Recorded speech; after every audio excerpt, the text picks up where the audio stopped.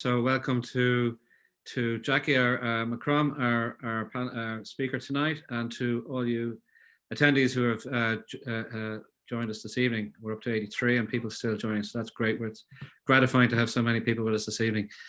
So Jacqui, thank you so much for agreeing to talk to the Defence Forces Officers Club this evening, and I will hand over to you to start. Okay, thank you very much. Good evening, everyone, and happy Thursday. And thank you, Marisa, and to the Irish Defence Forces Officers Club for organising and inviting me to this webinar. I'm delighted to be able to join you this evening, albeit in the virtual format. Tonight, I plan to reflect on my own journey to this position, set out our involvement in EU common security and defence policy, the progression of white paper the progression of white paper projects, and our ongoing engagement with the Commission on Defence, our own organisational capability review, and finally try and address some of the issues that have arisen in the first 6 months. Let's hope the voice holds out, and I'll be happy to take questions then at the end. Firstly, a little bit about myself by way of introduction. I currently hold the position, as you know, of Secretary General of the Department of Defence, having taken up this position on the 24th of August 2020, which was 6 months ago. I'm the first female Secretary General of Defence and the 10th female Secretary General in the history of the state. So how did I get here? I started work back in the day in 1982, having completed a secretarial course and got my first job in a leading Irish bank. In 1985, with little or no opportunities in Irish banking due to the severe economic recession, I asked for a transfer and I moved to London, bringing with me 2 suitcases. 15 years later, I returned to Ireland on a return transfer with a husband, 2 children and a truck full of stuff.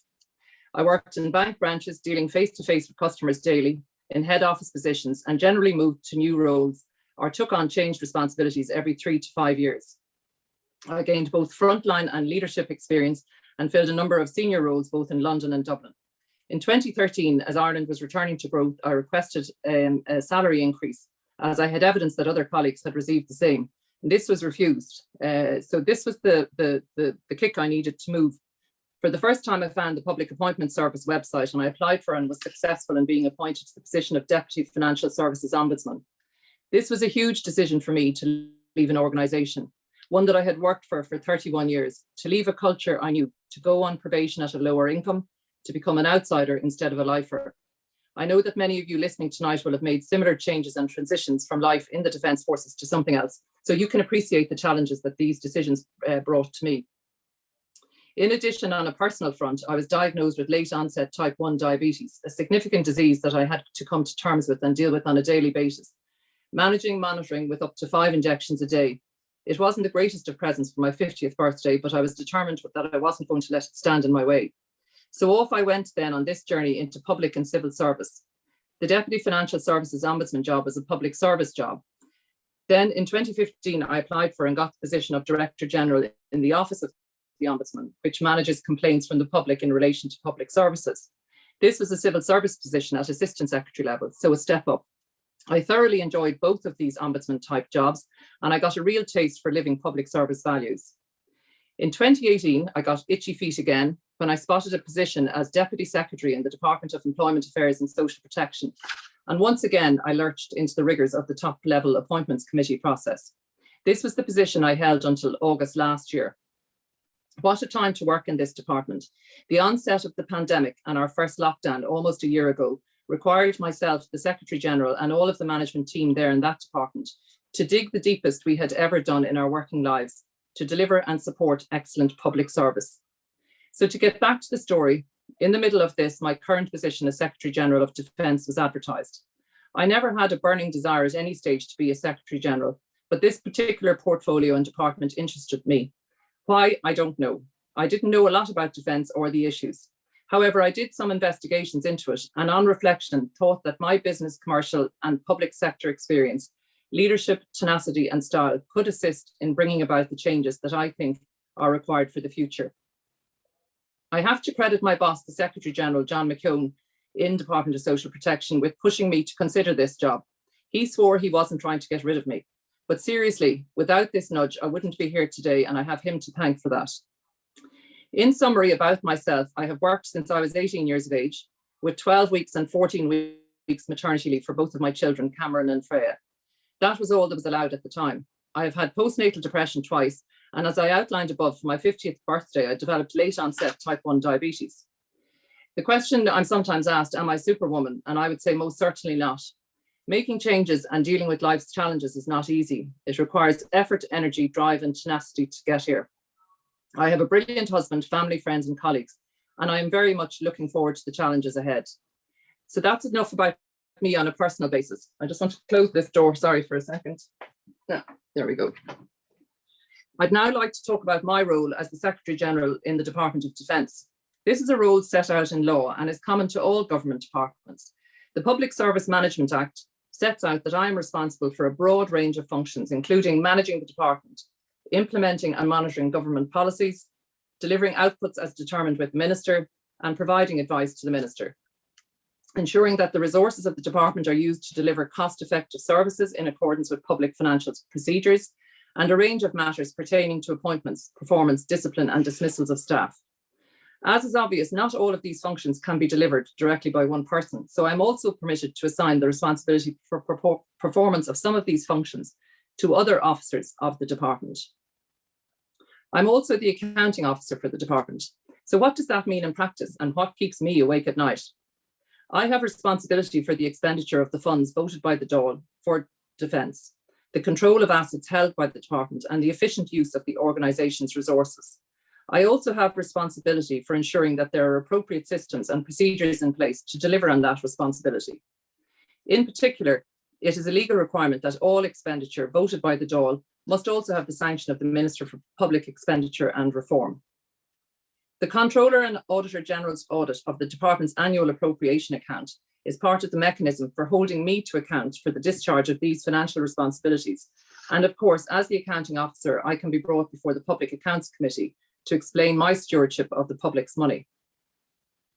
Like the Chief of Staff in respect of the Defence Forces, I have a leadership role in terms of leading the team in the department, and this is one that I take equally seriously. I am fortunate to lead a team of very committed public servants who are driven by the best public service values of honesty, impartiality, and integrity. They work extremely hard every day to ensure the public get the best service from the defence sector and that government policy is given effect in an efficient manner.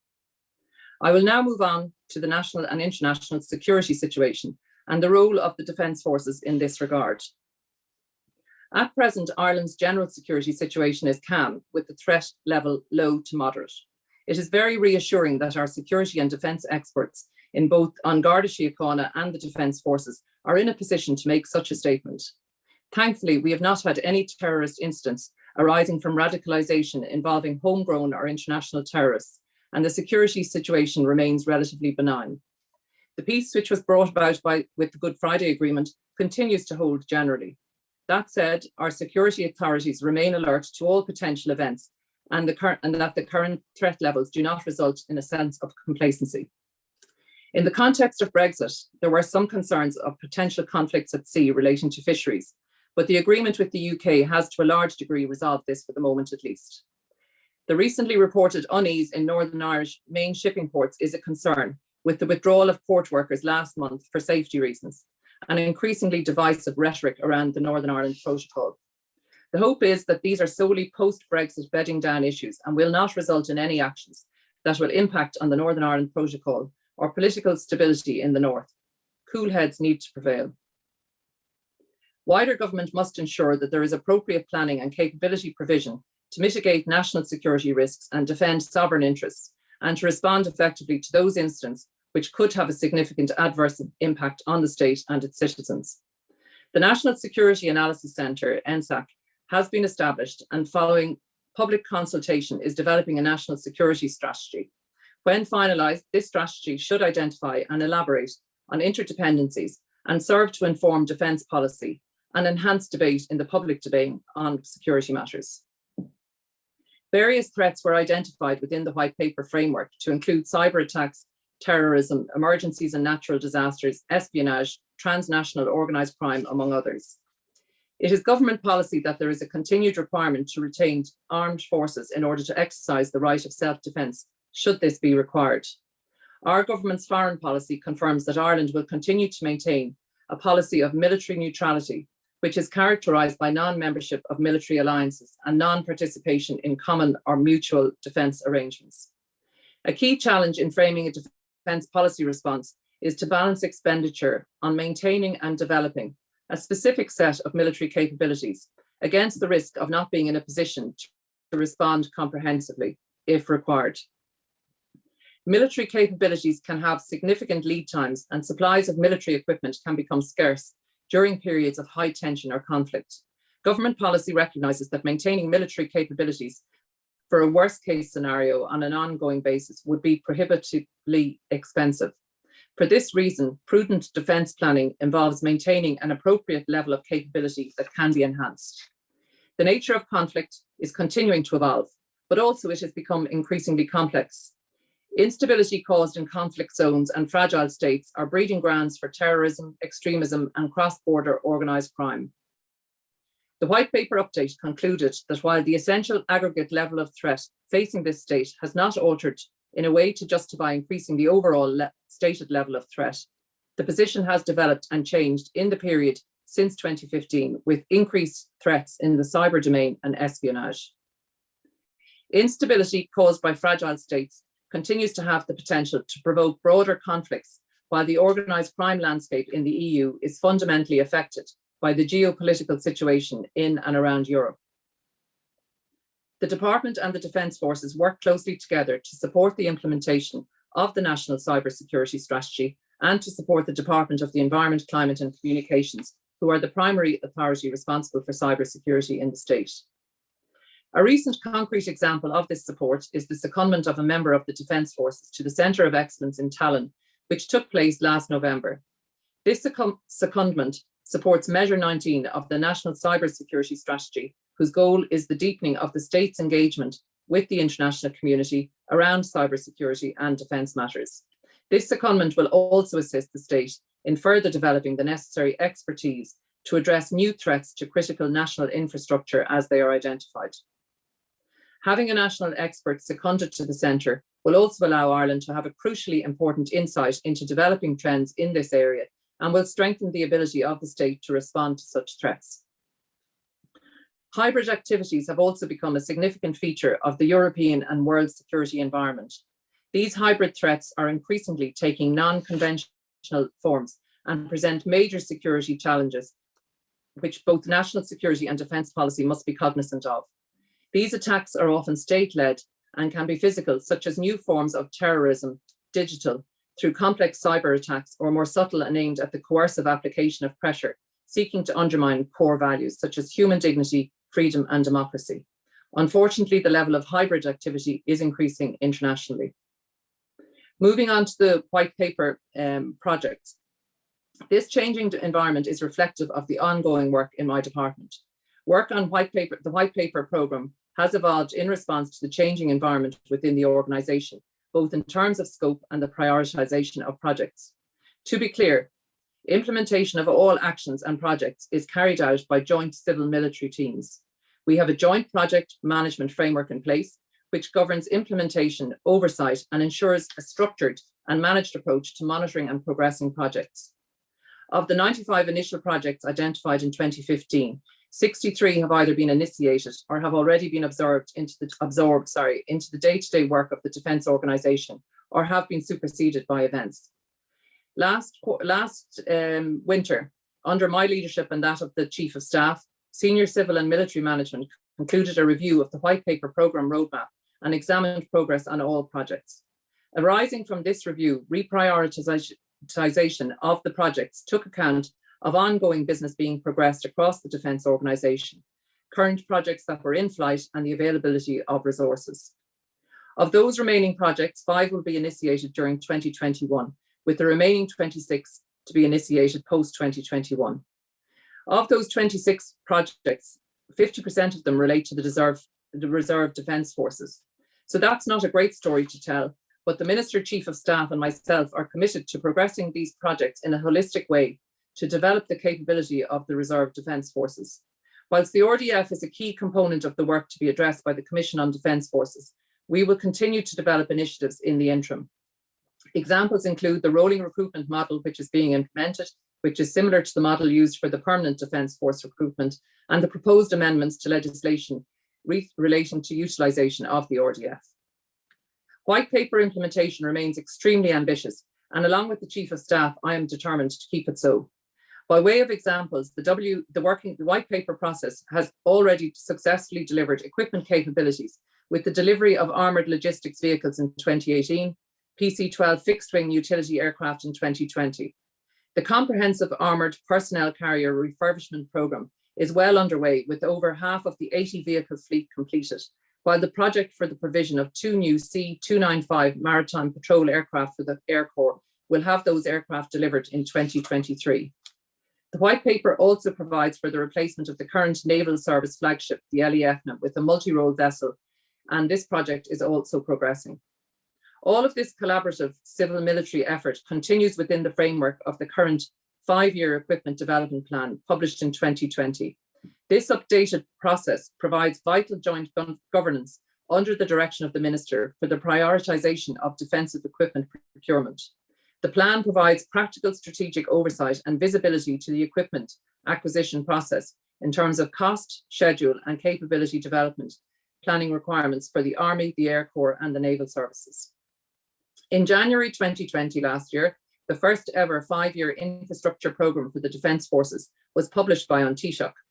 This infrastructure programme focuses on ensuring that we have the necessary infrastructure both for now and into the future.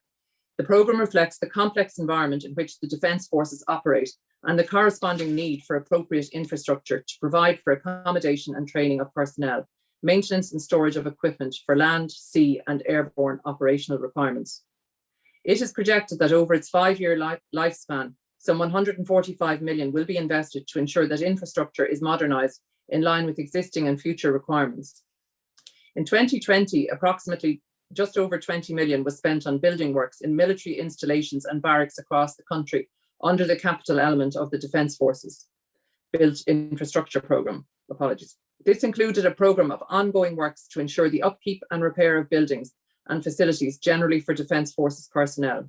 These works are treated as current expenditure under the programme, and the amount spent in 2020 amounted to approximately 9 million. The 2021 allocation for the building programme alone stands at 27 million. This is the highest level since the economic crash in 2020.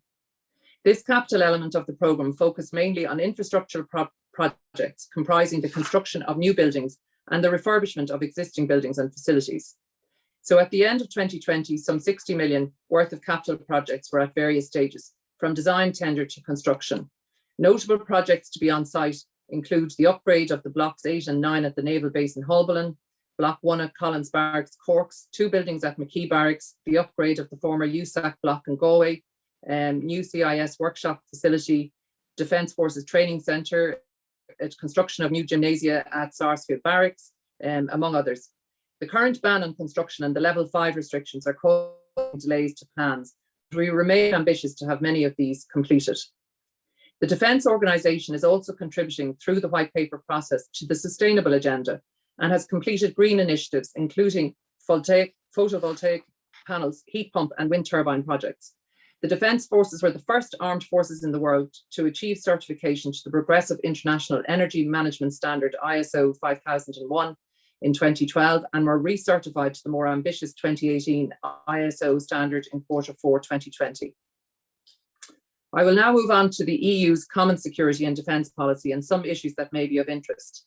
The Common Security and Defence Policy, CSDP, provides the EU with the capacity to undertake peacekeeping and conflict prevention missions and to strengthen international security in accordance with the principles of the UN Charter. The EU is currently involved in 17 CSDP missions and operations. Of these, 6 are military and 11 are civilian. Ireland is an active participant in both civilian and military CSDP missions. Defence Forces personnel are currently deployed to 3 UN-mandated EU military missions and operations, comprising the EU training mission in Mali, Operation Althea in Bosnia-Herzegovina, and a maritime operation in the Eastern Mediterranean. Our contribution to missions, whether through the UN, EU, NATO, or OSCE-led nations operations, contribute to the overall European security architecture and more widely to international peace and security, which is a key focus of our foreign policy. Investing in peace and security will be carried out under the European Peace Facility, the EPF, which finally reached agreement on December 18th last year after lengthy negotiations. It will enable the financing of operational actions under the Common Foreign and Security Policy that have military or defence implications by drawing together existing relevant mechanisms, namely the Athena mechanism and the African Peace Facility, addressing their gaps and limitations, with a budget agreed of just short of 6 billion for the duration of the multi-annual financial framework. We are committed to enhancing the EU's ability to promote international peace and security in support of the principles of the United Nations Charter, and our participation in the EPF is part of that commitment. We believe the establishment of the mechanism can be used effectively in support of our partners and our operations. In terms of military CSDP missions and deployment of members of the Defence Forces, the EPF will allow more of the costs to be commonly funded. The EPF will also extend financing for peace support operations beyond Africa to other geographies and to other partners beyond the African Union, potentially to both individual countries and regional or sub-regional organisations. As you may be aware, we have particular national sensitivities around the financing of lethal equipment, and as a strong supporter of non-proliferation and effective arms control, the possible provision of weapons in the European Peace Facility has from the outset been of particular concern to us. We worked hard throughout the negotiations to be constructive and to ensure a balanced compromise could be reached, which we believe was the final outcome. Our focus is now on ensuring the appropriate structures are in place to support the implementation of the EPF. With so many new initiatives and processes in play, the strategic compass was proposed to enhance and guide the implementation of the level of ambition. The aim of the compass is to serve as an overarching high-level political document below the EU's 2016 global strategy, aimed at guiding and enhancing the EU's level of ambition in security and defence. Our constructive engagement in the strategic compass process provides the opportunity to discuss our involvement with EU's common security and defence policy, and in particular, our involvement in EU missions and operations, the most visible expression of the CSDP over the next 5 to 10 year period. Another process within the EU under which member states exchange data on future plans in relation to defence policy, capability development, budgets and investments is the CARD process, the Coordinated Annual Review on Defence. This process aims to create greater transparency through sharing information on defence plans and thus facilitating greater collaboration among member states on defence capability development, investment and procurement.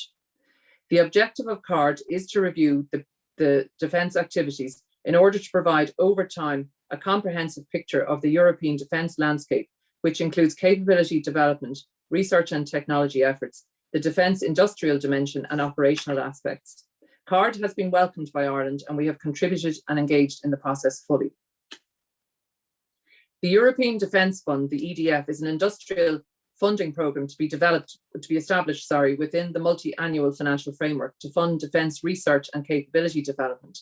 The EDF aims to trigger cooperative programmes that would not happen without EU contribution, and by supporting research and development activities to provide the necessary incentives to boost cooperation at each stage of the industrial cycle, contributing to the European defence technological and industrial base.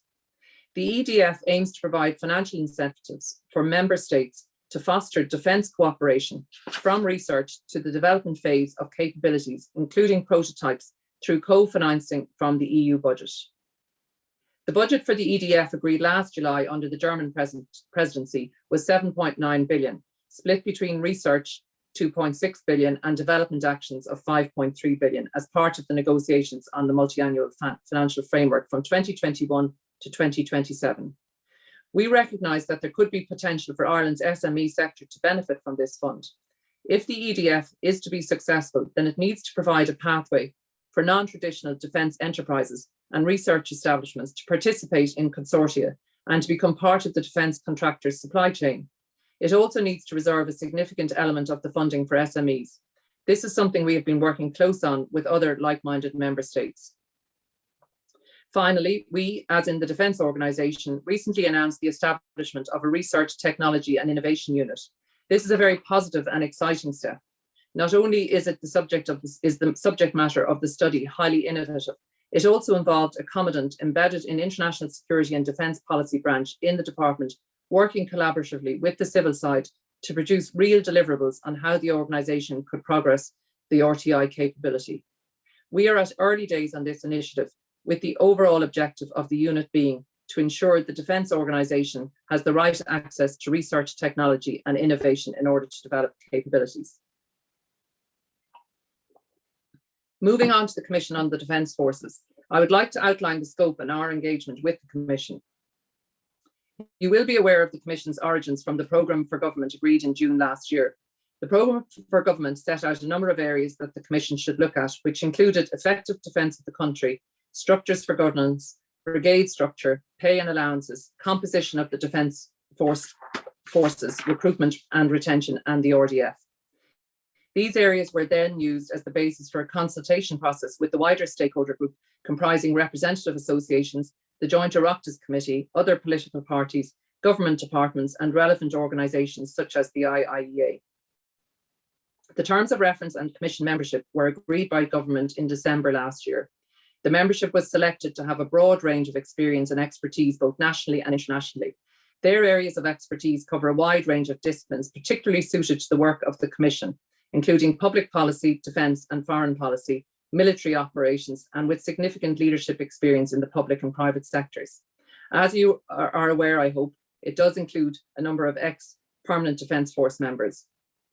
The Commission will report by the end of this year, and after their work has been completed, it is provided that consideration be given to a permanent pay review body being established that is to reflect the unique nature of military service.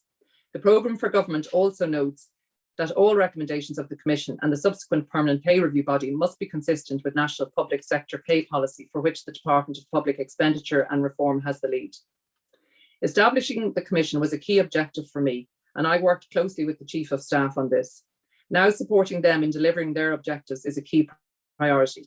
Myself and the Management Board had the opportunity of addressing the Commission at their first meeting in January. At this meeting, I was able to give a general overview of the department, its structure, main legislative provisions, how we shape policy, and our challenges and opportunities for the future. The department's presentation was followed directly by a joint civil-military presentation on the White Paper Project Management Programme. This was an excellent opportunity to highlight to the Commission members the collaborative approach to project management and execution on delivery between the department and Defence Forces in implementing those 95 projects arising from the White Paper, and the joint civil-military work on ongoing issues. Feedback from the Commission members was positive, and I understand that they were impressed with this collaborative approach, not just amongst the joint project implementation team, but also across all the project teams. As the work of the Commission has evolved, there have been specific requests for information from the Commission to the department, covering areas such as staff turnover, pay scales, allowances, welfare supports, promotion systems, gender equality, and overseas data. All of this material is being collated and forwarded to the Commission by both the department and the Defence Forces. These requests I expect will continue, as I am keenly aware of the need for the Commission to set out an evidence base for their considerations. We stand ready with our Defence Forces colleagues to assist them in any way we can. I was delighted to support the staffing of the Secretariat to the Commission, headed by Cathal Dovey, with both civil service and military expertise.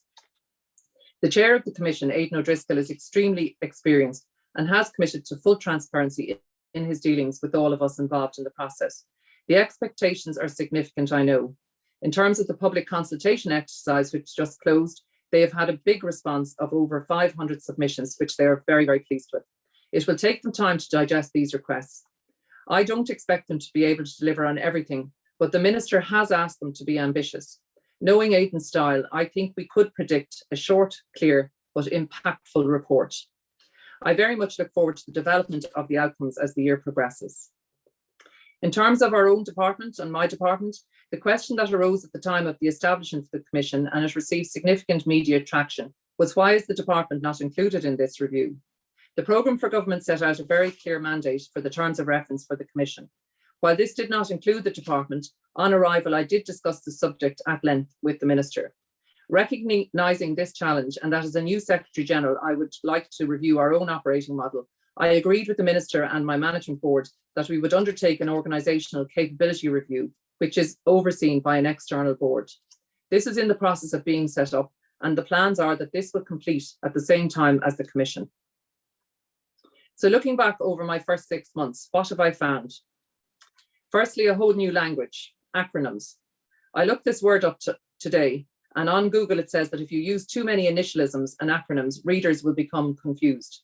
I am still confused, but I'm getting there. I found a very committed and dedicated workforce on both sides, hugely collaborative in many areas. Both my own staff, the Chief of Staff, General Staff, and all members of the Defence Forces have been extremely welcoming and opening. Unlike the recent media reports, there are no Sam Browns being thrown on desks or wrestling matches being conducted in corridors. It takes time to build relationships and trust, but I am, as you see, you will hear it from my mouth directly to you rather than behind your back. We in the leadership teams in the organisation have a job to do to support our Minister to deliver exemplary public service and to provide a great place to work for our staff. True, there will be from time to time differences of opinions. That's the nature of any organisation. There can and should be healthy debate between policy and operations. That is how it happened in my last department. But they should be debated in a professional and respectful manner. The Chief and I meet minimum once a week for a catch-up meeting, but generally speak to each other probably once a day at least. On my part, I am happy to put on the record that relationships are positive, and I intend it to remain that way. It is the only way to do business effectively and deliver those objectives satisfactorily. Getting to know and understand the military culture and how it operates has been an interesting journey so far. I had a wonderful outing at a visit to the Command and Staff course last November, which resulted in a huge debate over 2 hours long. While I was being asked lots and lots of provoking questions, I turned the table on the individuals to ask them for honest feedback to me, which would be the way I would have operated in any other workshop beforehand. But I was told that it was above my pay grade, even when I promoted one of them to Secretary General on the spot. We reached a compromise, and I set 5 questions to be worked on within teams over a number of weeks. It was agreed with their leaders that the command structure was suspended for this exercise, and I hope I'm reporting that correctly. But I returned in December for the responses to my questions under Chatham House rules and got some excellent feedback, which was very much appreciated. We have made some progress on items over the last 6 months. We have had an increase in budget. We've had tax credit increases for the naval service. We've had the quarantine allowances established and paid. We've had troops being vaccinated. There is a seagoing commitments scheme. We have the Reserve Defence Forces legislation. And we have a number of other items still in the pipeline. On the negative side, the amount of fake and challenging news that has been reported in the media is very frustrating, particularly about the department, where I would term the views as historic and old wars are being fought. The challenge of the department being bad all the time, my staff being vilified and personally named and trolled, has had and does have its effect on morale among my own team. I think this is unacceptable. As an individual at the top of the organisation, I'm fair game, I guess, but certainly individual staff members should not be targeted. To be clear, I'm not against comment, but it should be measured. There is a Department of Offence parody Twitter account, which I actually find quite clever from a communications perspective, and would dearly love the owner to perhaps abandon that position and come and work for me. I'm almost finished now. We have an excellent minister in place who understands defence, wanted the portfolio and is ambitious for it. I am new to the portfolio. I am determined to continue to invest in the significant efforts to put in place the architecture to support and manage our commitments within a very dynamic and changing security and defence environment. We will face many challenges in defence in the future.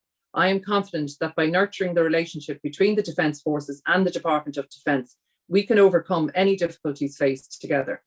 I put a high premium on relationships and work hard to develop common purpose will work hard to develop common purpose within defence and with wider stakeholders. That is why I very much welcome this opportunity to address you as an organisation and a group. It is a shame it's not face-to-face where we can have those sidebars and discussions, but that's for another day. My call to action tonight to all of you who have that strong connection to this organisation is to give us a chance. Change doesn't happen overnight. We need to all pull together collaboratively, those within and those outside of the organisation, to bring us to a better place. I'm going to leave you with a quote that I heard from a female sergeant today, and it's one of Mother Teresa's. And I think we can apply it to the Defence Forces and the Defence Department, the Defence Organisation, as we call it. I can do things you cannot. You can do things I cannot. Together, we can do great things. Gur míle maith. Jacqui, many thanks indeed for that. Excellent.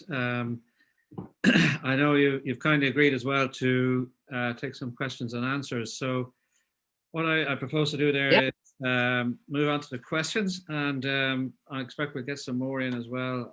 There's a Q&A functionality there for all the attendees. Anybody who wants to ask a question can do so.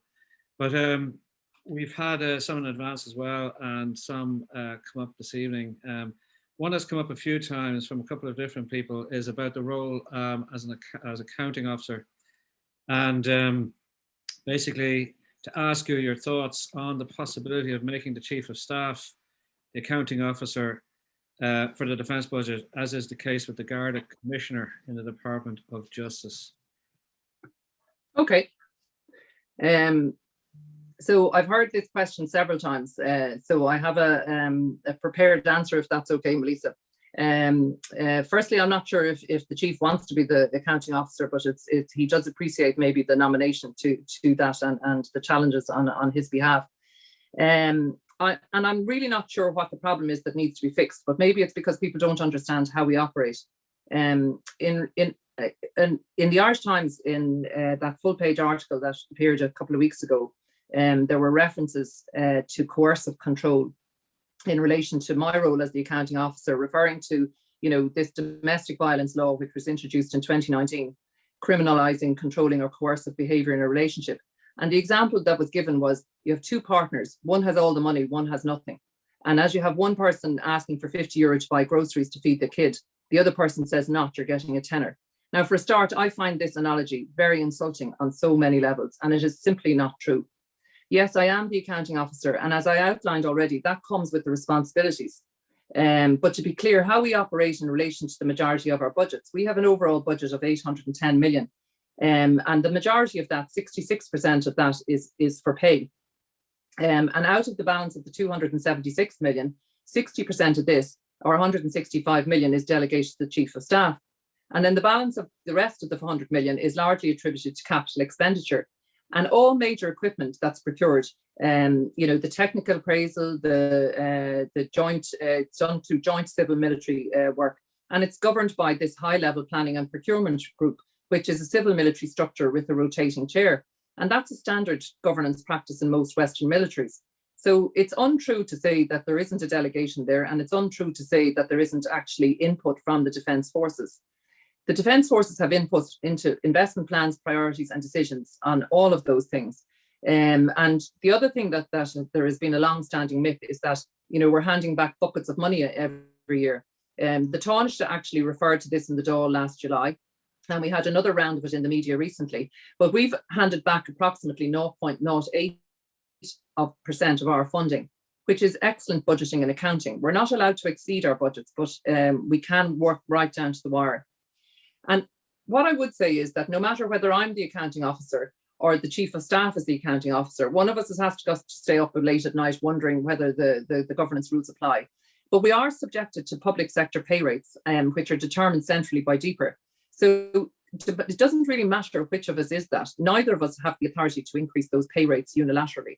And we have to, or to deflect pay or budgets from one side to another. So, there is a governance structure there, and that's where it should go. I'm open to change. I am not precious about this at all. In fact, in some way, if I came down to the actual amount that I have that's at my discretion, I could probably have a cocktail and put my legs up in the desk and have a nice old 6.5 years for myself if I wish to do that. Okay. I suppose that brings us on, because I think the background to that question really is the relationship between the department and the Defence Forces. And one of the issues that's come up recently was the plan to recommission retired officers. And that report in the Irish Times that the Chief of Staff recommendation to recommission former officers was rejected by the department, which caused some dismay and anger in some parts.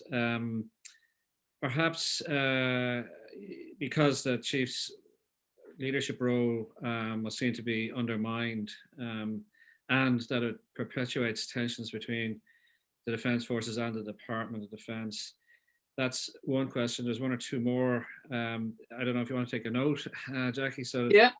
Or if you want me to repeat, of course, I can always do so. But another question is, how do you plan to improve the much publicized relations between the department and the Defence Forces? I guess that's more of a question from a perception point of view.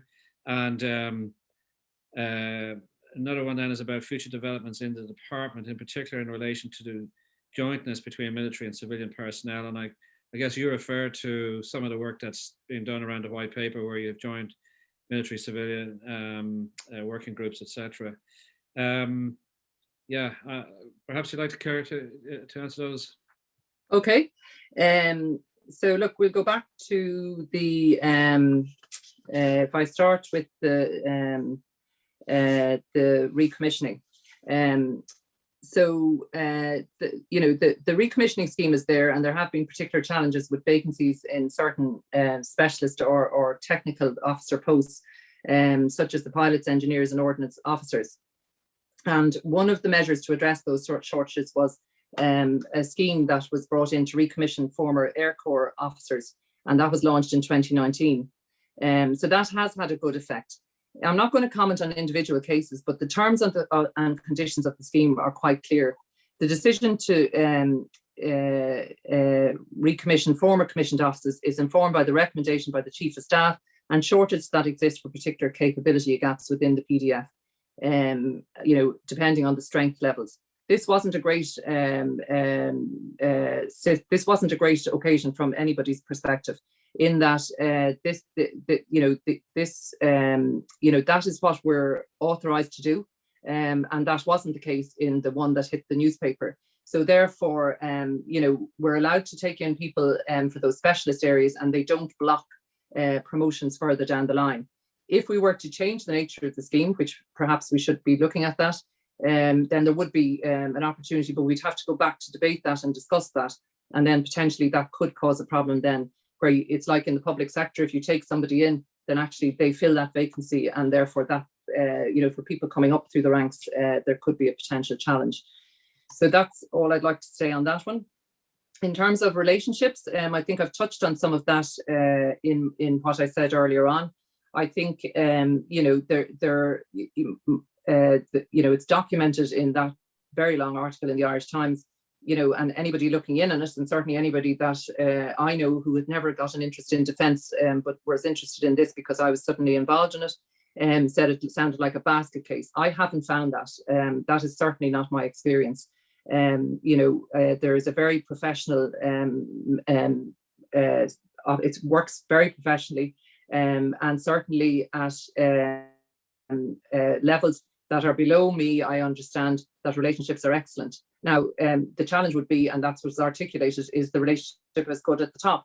When I started off there, the chief and myself agreed that we would meet every week, that we would have this dialogue. There will be things that we won't agree on all the time, but that we agreed to have this healthy debate and discussion about it. What does drive me mad, I think, at the moment is the fact that,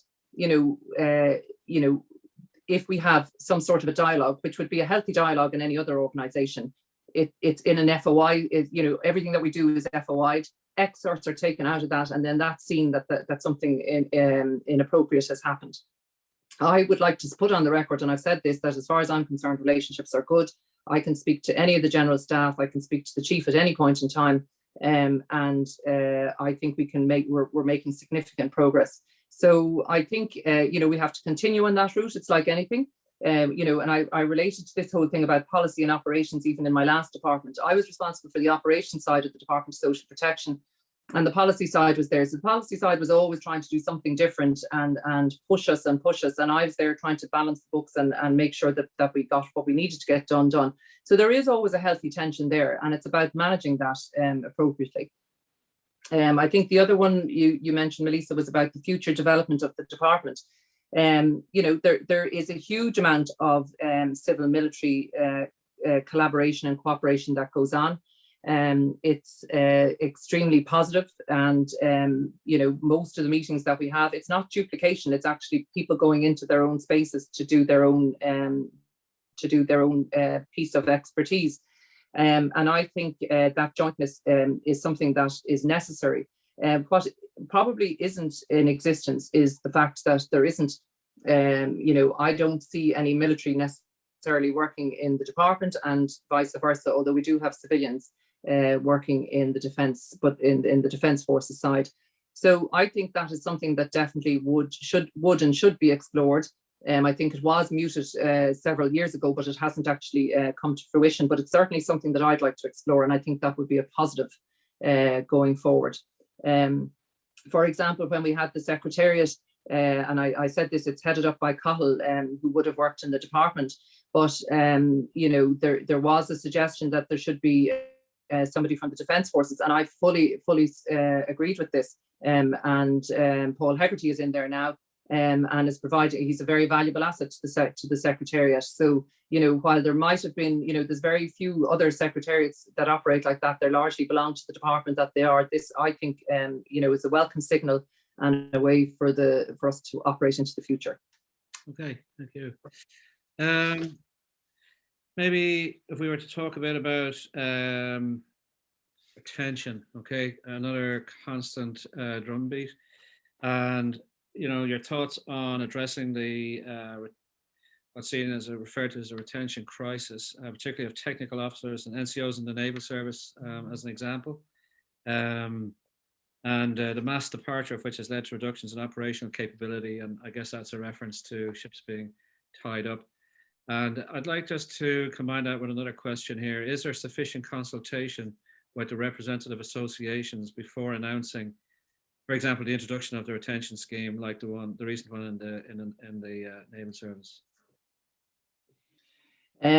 Okay, so one of the questions that I was asked recently was, this strength of 9,500, is that a real figure, or is the real figure 8,500? Because we don't seem to be moving for that. And I just want to say again, for the record, that we want to be at a combined strength of at least 9,500. And although we are recruiting and the Defence Forces are in charge of that recruitment, as we are working on the recruitment, we also have people leaving. We have had to adjust to a growing economy, which has created opportunities. This has posed challenges. I think when we look at, in any organization, in other organizations, there is this churn. And potentially this is something that we need to think about for the future, because certainly millennials don't go into a job and don't stay in a job, no matter what that job is, for any length of time. They seem to move, and someone could accuse me of being a millennial in my last 10 years or 8 or 9 years. But that's the nature of the work, and we'd have to look at that. The deficits in those strengths are versus the established are greater in some areas than in others. The number of officers will actually exceed the establishment with the commissioning of the latest cadet class today, which was a great success for them. But we have, within that, we have an excess of lieutenants and significant deficits at captain rank. So it's a balancing act. But we do have, challenges in that area. I think on the pay side of it, my own view, and this is my own view, is that the structure, this whole thing with allowances is really archaic. It reminds me of when I went back, joined the bank back in the 80s, that we had a significant amount of allowances and nobody could ever figure out what salary you were on. You were, on this composite thing. I think, to me, this seems a very archaic mechanism. And, would somebody not be better to be paid at, their base salary and that's it, to do to have that salary for that job. The other side of it is that, that is something that may be looked at by that pay review board as we move on. But I think, the Commission are not going to solve that, but they will definitely, I think they will definitely make some recommendations in relation to that. The other side is that, I think we are making, we have made some way forward in terms of doing some pieces of additionality, such as the seagoing commitment scheme, for example. And the question that you asked there was, sorry, I should actually say in terms of recruitment and retention, it may not. So the salary, the pay side of it needs to be sorted out. and in what way and at what levels. I'm not sure that it's there is a problem that everybody is paid the wrong amount. I think there are gaps at certain points, and I think there are challenges at certain points. And maybe that relates into the way that people can have that flexibility to move or to change or to move up the grades or whatever it is. But again, this is me coming in with a different mindset and looking at what's there. So I'd have to, caveat it with all of that, but that's what initially strikes me as that. And the other thing is that pay and retention, pay is not the only thing for retention. There are other mechanisms there, and there's various other things that retain people, certainly in the private sector, such as family-friendly policies and various other things. So I think we do have a project under the high-level implementation plan, which has a whole series of different measures that have been identified to look at, and that is coming to a conclusion very shortly. So we need to bundle all of those together and have a look at that and see how we can address that. But it is a challenging one, and it is one that is discussed on a regular basis, and hopefully we can make some strides on that. In relation to staff consultation, and I think you were referring to that naval service commitment scheme, and that was one that I was involved in from when I started in September. It had been, it was very hard fought, and I can't underestimate the amount of work that went on with one of my staff in terms of the negotiations, the over and back. We have, the Department of Public Expenditure and Reform are the people that hold the purse strings, and I don't want to throw my colleagues under the bus, but they have a very difficult job to do in terms of trying to manage across all of the various sectors. And where one pops up and gets something, then another pops up and wants the same. And, they all know what everybody else is getting. So it's an extraordinarily difficult challenge. There have been, this was what we got to that point. Was there an opportunity to consult, to negotiate, to challenge? I don't think there was. Now that may not be, that did not sit right with some of the associations, but that is the reality, and that's where it is. It's not a position that I'd like to be in, because normally when I'm in, when I have been in union negotiations, I would have had that negotiation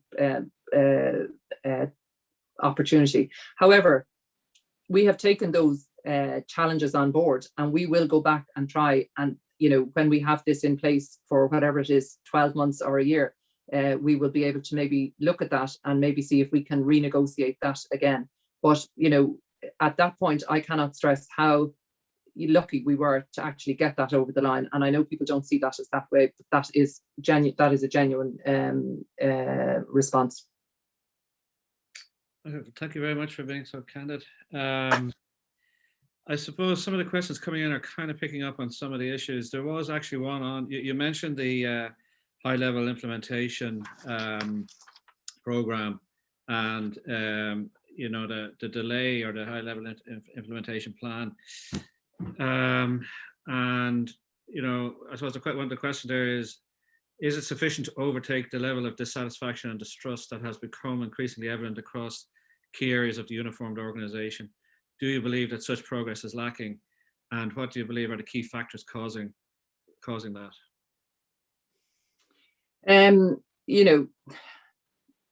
I find it quite on the high level implementation plan, and I don't have the statistics here in front of me, but there are 3 of those that are related to, which are probably the most frustrating ones, that relate to pay and benefits.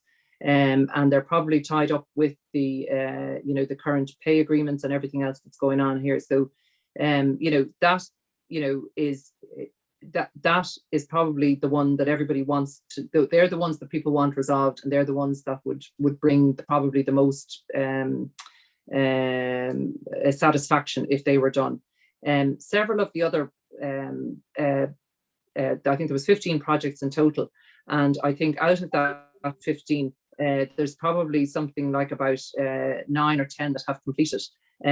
But do they get the same traction as those 3 that are under the pay side? They don't. So there is a high level implementation program, civil military group. They meet on a weekly basis. They are making progress. A lot of them are coming to conclusion now. A lot of hard work has gone into them. The dissatisfaction, I don't know if that is necessarily just the pay related.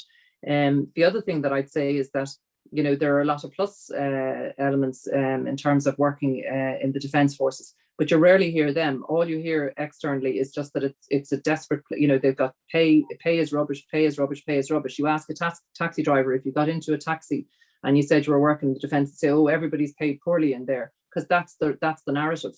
And in terms of retaining people or even attracting people, is that appropriate? If you looked at just since I started, if you looked at the headlines that have been in place since even I started in the last 6 months, each one of them, there has very rarely been a positive narrative out there. And that's challenging. And that's going to put that, because actually, if you tell people that they're paid poorly, that they've a rubbish place to work in, actually they start to believe it themselves. And then they maybe start to say, well, let's look at something else. Yeah. A couple of questions come in. You mentioned, your experience of going to the command of staff course, and there's a bit of a theme here about would you consider sending members of the Department of Defence onto the course as well? And another question that came in, and maybe I'll just tie them in, is around actions that can be taken to, I suppose, to improve the understanding of the different culture that's within the Defence Forces to the department. I'm not sure if I put that the right way, but is that... By the way, sorry, before we go any further, are you happy to keep going with this, Jacqui, or are you... Oh, yeah. Yeah, okay. Yeah, because the questions aren't... They're still coming. Oh, my God. Well, if I fall over, just go... I've checked. It's all right. I've had lots. I have done lots. If you can see this is my sugar level. So I've had a whole load of sweeties before we started, as you know, Melissa. So at some point I might just hit the ceiling. Okay. But if you do feel it's enough. No, that's okay. Okay. So your thoughts? So in terms of the command and staff course, this was one of my most memorable ones in the last 6 months. What I try to do, look, I have staff that are based in Newbridge, in Dublin, in Galway, and in Roscrea in the civil defence. So my first objective, the first day that I started, was to say that was the day, the first lockdown, you had to stay within your county, and somebody rang me from the management board and said, what are you going to do? And I said, well, I have my badge and I'm ready to go. And I said, I can't do my job from this bedroom or this kitchen. I said, because I have nothing to do it with. So off I went to Newbridge, and my style has been to just get out, meet people, and I do better by actually seeing, hearing, and listening to people. So I went to see my own team first, and then I think for every week up until Christmas, I went out and about in a manoeuvre somewhere. I managed to make it to the Glen of Amal in my red trousers, which I got harpooned for on Twitter because I wore my sailing. They told me to wear something warm, so I wore my red trousers. And then the thing on Twitter, my son sent me back and said, "Oh my God, Mom, what are you doing?" And it said hashtag newbie SecGen, and it said she forgot and then my son sent this to me, and he said, the thing on Twitter said, in those red trousers, she got her arse blown off. And anyway, there you go. I'm wearing my red trousers the next time I go back there again. That's just me. So anyway, go back to the command and staff course. Went down there, and what I was told was that if you're interesting, they might keep you for a little bit longer than the hour. Anyway, I know I put 2 hours in here. I think I was maybe 3 hours, because I know my assistant was looking for me and couldn't figure out where. Had I got lost, because that's another sort of foible of me, to get lost going from one place to another. So I went to the command and staff course, and these are the people of the future. So it was really interesting, and this was my first, I suppose, real exposure to the fact that there is a command, and so this sort of maybe this challenge and open dialogue that we had just wasn't there. And one particular person just kept saying, and what about this? What about this? What about this? And I just said, right, I'm taking the tiara off now, and I'm making you the Secretary General, which is what I said in my original thing, and said, let me ask you the questions. But so that's how that whole thing evolved, that I came back 5 weeks later, gave them their 5 questions, and I came back and they delivered them as a team. Really, really interesting to hear that feedback and to do that. And, we kept it private, but actually I have referred back to their document that they presented. I have referred back to that a number of times, and just about what their thoughts were and what they thought we could change and how we could make things better. So really interesting, but I'm not going to betray their confidences here. We did have one person on that course, and we have had some people that have gone maybe for a couple of weeks or 2 weeks. I'm not sure I'd have the luxury to allow them to go off for 9 months and stay on that course, but maybe that's something that we might have to think about. But I do know people have gone in there for 1 or 2 weeks at a time, and they found that really helpful and really useful.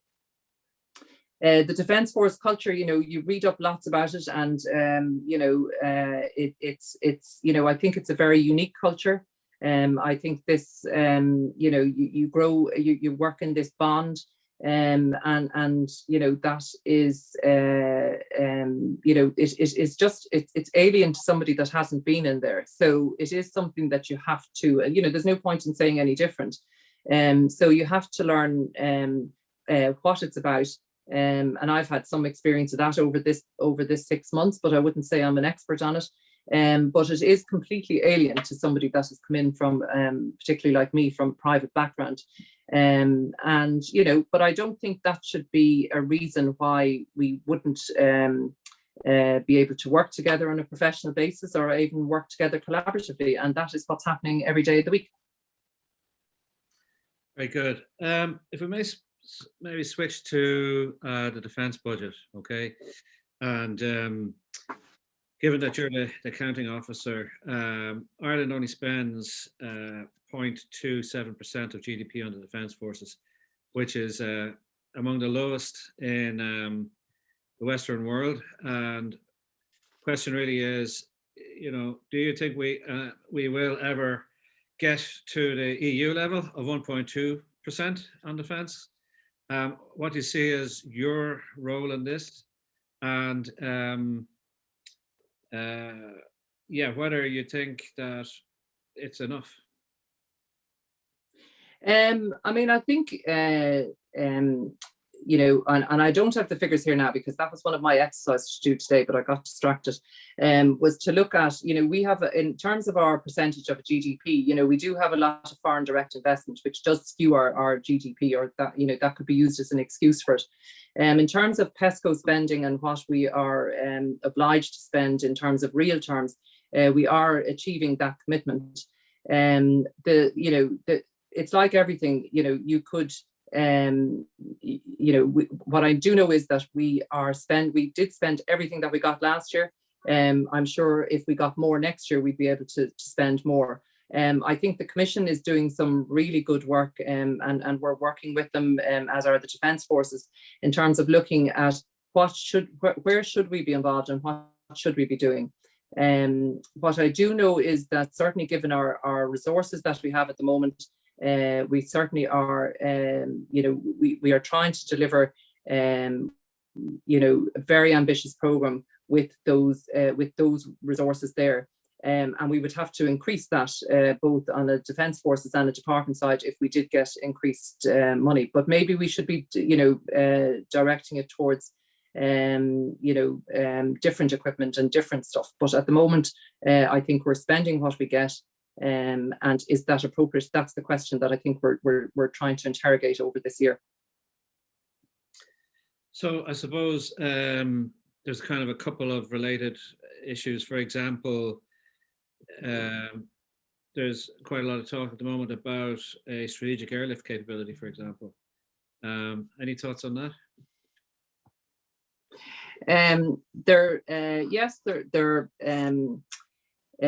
So our priorities have been the acquisition of the 3 Pilatus PC-12 aircraft, and 2 Airbus C295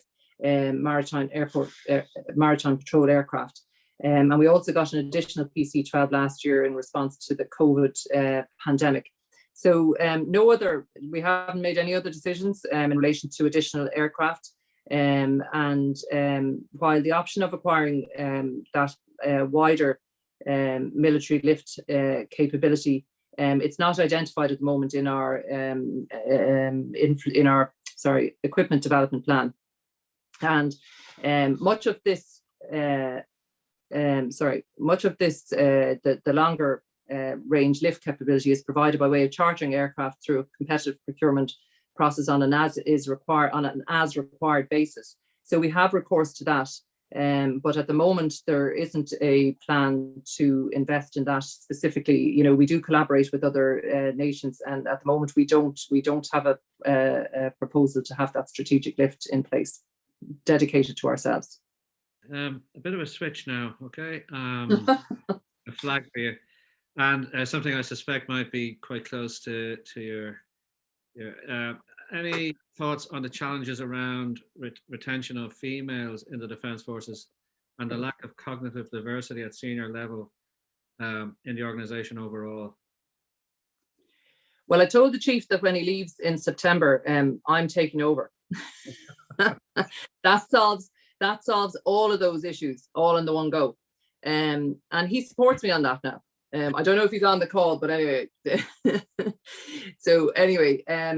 So I think there have been a lot of we have an awful lot of policies, we've an awful lot of things, but we haven't been able to move that dial, and it's been really tricky. You know, despite all of the initiatives, all of the challenges and that have been laid before, just haven't moved that dial at all in the last number of years. And I guess we have one of the white paper was the white paper project, or one of the projects anyway, was to commission a survey with the female workforce in the Defence Forces. And I actually spoke to I don't know if Sharon is on the call here, but I spoke to Sharon, who's who's one of the gender advisors in the Defence Forces, and we had a good conversation about that. That survey was launched just before Christmas, and I know the results are expected very shortly. And it was a very intensive survey, but I think that will give us very good material in which we can have a look at that. Now, I would say that we have some fantastic females within the workforce, but is it something that I would necessarily be attracted to? I'm not sure, and I don't want to articulate here until we see that survey results. But I am very committed to working with the general staff and the chief in order to try and address that and see if there are other things that we can do. Okay, we might invite you back to discuss some of these things when if you're prepared.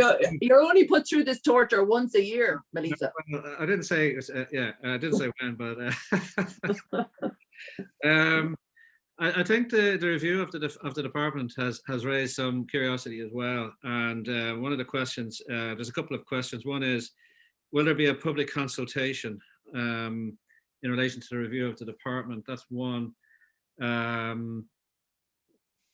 And there was another one that I saw here as well, which I thought I would. Is there a review of the organization structure that is fundamentally the same for decades, where the Defence Forces is significantly smaller since that organization was defined? And that's kind of related. And a couple of comments too around the recent publicity around the size of the department versus the size of the Defence Forces, and that Defence Forces has been shrinking for some time now, and the size of the department has been increasing rather than, or at least not going in the same direction. So thoughts on that? In terms of the public consultation, we hadn't planned to do that, but we are committed to engaging with stakeholders. So if anybody wants to have a word to say about it, I'd be happy to hear it. But we certainly will be engaging with the Defence Forces and the associations and various other people, key stakeholders like that. But I hadn't planned to do a big public consultation, but certainly within that we will be doing the stakeholders. The size of the department, again, is there's 300 and I can't remember, 380 people are there. like we do all of the, we used to have nearly 700 personnel at one stage. So it's actually incorrect that we have not been dropping in numbers. So where are we? We have unique pieces that we actually deliver ourselves. So civil defence is one of those. It's nothing to do with the defence forces, but it's one of those organisations that we run ourselves and that we operate. We also operate the Emergency Office of Emergency Planning, which again is a unique unit, and it has nothing to do with the defence forces. We have a pensions and a finance area which manage all of the financial payments and all of the pensions for I think about 12,500 pensioners. They deal with all of the queries and all of the issues. So they all require to be, and as the pensioners go up, we require people to be there to answer those queries. So, I'm not here to defend it. I think I didn't agree necessarily with the content of that media article, is that they have, in different military structures, they have different operations. So sometimes they have an agency that sits outside of, it's not part of their Ministry of Defence, it sits outside of their ministry. And so therefore it's quite difficult to compare like with like. But I'm satisfied that the people that I have are all appropriately engaged. In fact, they work extraordinarily hard and work long hours. And certainly at the management level and our management group, they have rallied and have continued to deliver all of those challenging objectives during what had been a significant year. So they've had to learn new ways of working, managing their teams remotely, and have risen to that challenge and delivered effectively.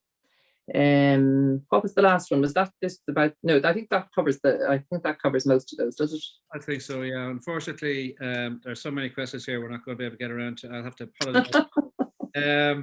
I think we'll take two more because I'm conscious it's 9:15 now, and torture, there is a limit to how much torture.